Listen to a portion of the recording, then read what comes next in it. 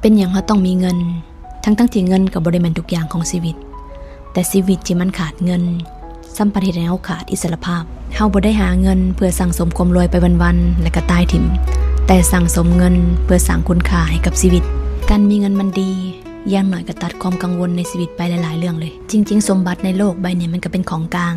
ซึ่งใครอยากมีมันก็ได้ถ้าหาให้มันถึกวิธีเงินทองเนี่ยมันขยายความเป็นตัวเองให้คนคนหนึ่งชัดเจนขึ้นถ้าเงินไปอยู่ในคนดีมันก็เป็นเครื่องขยายความดีของคนคนนั้นและมันก็เป็นเครื่องมือขยายประโยชน์ให้กับโลกใบนี้กองกันขามถ้าความรวยไปอยู่ในมือของคนที่นิสัยบ่ดีความวิบัติชิบหายก็เกิดขึ้นได้เช่นกันความรวยบ่แม่นความโลภ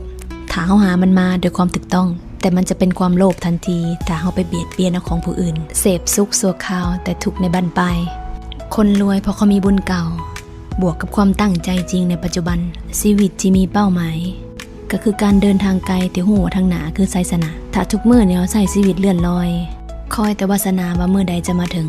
แบบนี้เขาเอิ้นว่าคนเพ้อฝันตื่นจากฝันกลางวันแล้วก็มาลงมือทำอยากได้ก็ต้องหาอยากสำเร็จก็ต้องมีวินัยอยากเจริญก้าวหน้าไวก็ต้องเปลี่ยนนิสัยเดิมๆในขณะที่ทุกคนต่างดิ้นรนบ่มีใครจะมายิบยื่นให้เฮาได้ตลอดเวลาถ้าเฮาบ่เป็นที่พึ่งของตัว